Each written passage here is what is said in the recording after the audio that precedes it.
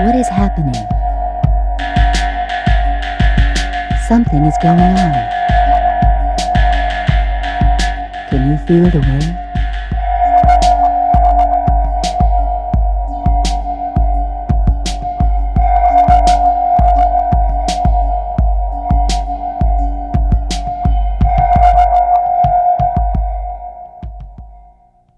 My regular job in the Air Force was electronic intelligence to analyze electromagnetic energy from radars. And I went to a continuation school at the National Security Agency in Fort Meade, Maryland, to learn more about that. And the first day I got there, I got a call from a captain who said that he needed to meet with me. So I met him at the place that he told me to meet him, and he took me into his office, and he proceeded to tell me that I would be going through another school while I was there, and it was at night after my regular schooling. And I would be going through a school that would uncover the abilities or allow me to learn the abilities that I had already had since birth. And of course, he unfolded this entire story in front of me about Project Preserve Destiny. In 1960 it started, and that was when the genetic testing phase started. The aliens, and they had communications with aliens in 1947. And in 1960, this project started, and they started to abduct human females to test them for compatibility with this particular procedure.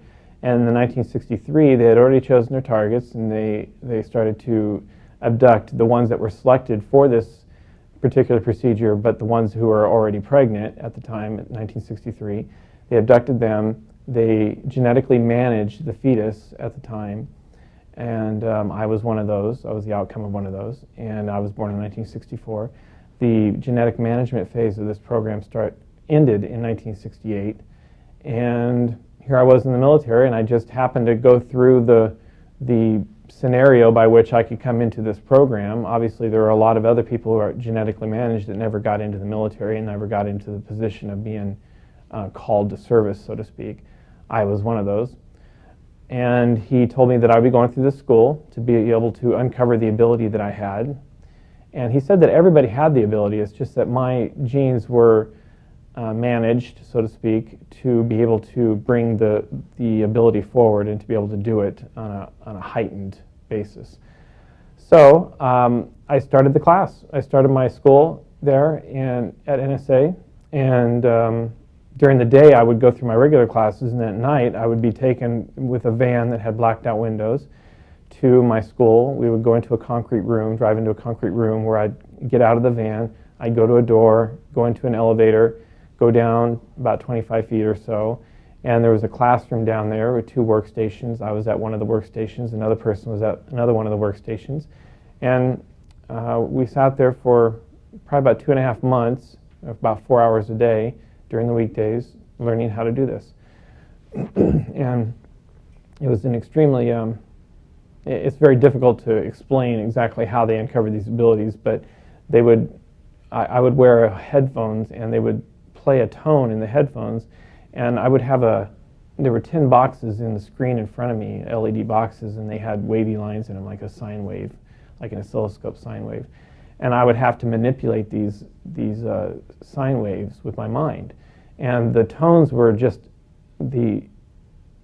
what allowed my mind to understand what was going on, excuse me, and to correlate with the sine wave, each one of the sine waves. This is where I kind of lose people. It's very, very difficult to explain how they did this, but suffice to say that it was with the tones, and then after I manipulated the line, then they would take the tone away, and tone really had nothing to do with it. It just allowed my mind to associate what it needed to do. Through the school, my mind basically learned how to communicate in this way, and they called it intuitive communications. I was an intuitive communicator. I was shown a box of videos in a box on the screen, and I would try to mentally think about what was going on in that box. The picture, like sometimes there were pictures of kids playing in a playground, and then there were others were like missile launches, just a very eclectic variety of images. And I would have to think about those, and I would see the lines jumping up and down. That was actually towards the end. But how they would associate that was they would they would flash like a sentence, or they would say a sentence in my headphones, and they would play back what that meant in the actual boxes, the 10 boxes that I had on my video screen.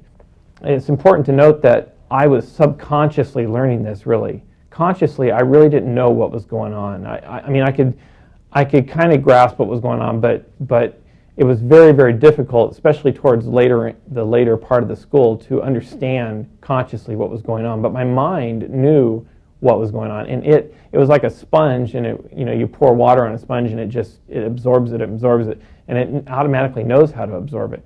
And that's how this was. It was an extremely eerie feeling, especially towards later on, when I didn't really, my mind just totally took over, and I had no idea what was going on. I didn't have my first contact until I got to the first Project Preserve Destiny base that I was stationed at.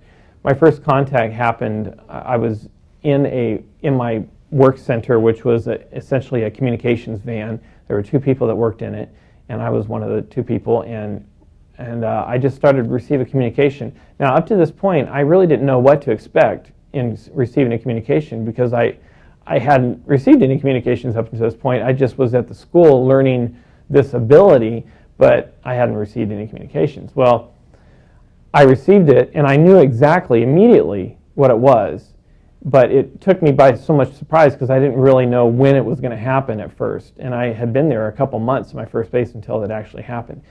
But it came, and I vocally said, "Wait!" I yelled out that, and the person that I was working with, he looked at me like, "Wait for what?" And of course, I had to cover it and say, "Well, never mind. I can't remember exactly what I said, but I had to cover it." And so I started to receive the communication, and the communication was an extremely, it was definitely lucid. I mean, it wasn't like a telepathy like you read about in books, where it goes in and out, and it's kind of there, and sometimes it isn't, and the interpretation of it is up to interpretation. It's very abstract. Well, this is not. It was definitely a communication that I knew exactly what was going on. I knew exactly what was being communicated. But the communication itself is extremely hard to explain, because it's sort of like, I analogize it to somebody who is trying to explain the color red to somebody who has never seen before, never had the sense of sight before. How do you explain that? How do you explain the color red? There's no frame of reference. Well, it's sort of like this communication. It was nothing like how we communicate, nothing like it. Humans communicate in a linear way from point A to point B to point C. We have a beginning and we have an end. And that's not how they communicate. It was more of all at once. It was there, and that was it. Now, my human mind, of course, I had to interpret the communications and put it into a computer screen and then type it and send it out. So I had to put it into a human form. So I took that communications and I took it and put it into a linear form from point A to point B. So I took the communications and translated it, so to speak, into our form of thinking, and then put it into the computer screen and sent it off. And of course, I have no idea where it went.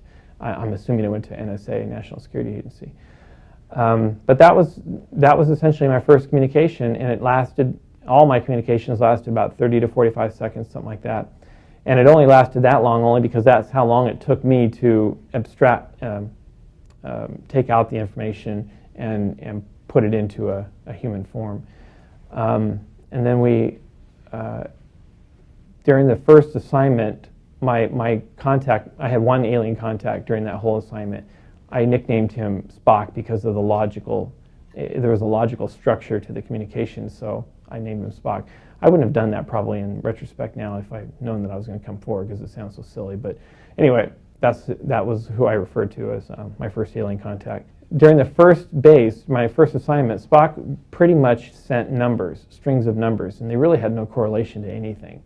And I actually got kind of frustrated with it, because I felt, I'm pretty well trained for this, and I went through a lot to get this ability, and I'm translating numbers here.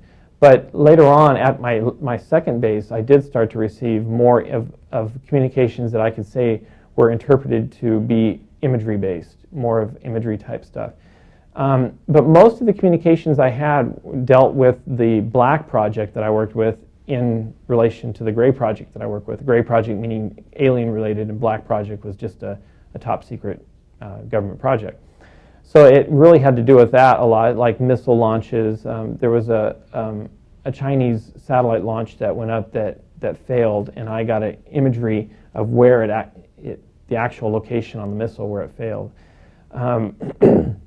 But at the end of my tour at my first base, I stumbled upon another plane of communication. It's very difficult to explain, but that plane gave me an ability or allowed me mentally to think, okay, maybe I can talk to or communicate with these people or these entities on more of an informal basis. Maybe I can ask them questions, because I never really thought up to that point that I could do that. So I started to ask them some informal questions, more things like people would want to know and I wanted to know. And one of the things that I've always been interested in is time and travel and things like that. And I did ask my second contact, Bones. I asked him about that, and he said that it was impossible to go forward or backward in time, only because you have to have some sort of frame of reference by which to go backward or forward from. And there is no reference point in time, because it's relative.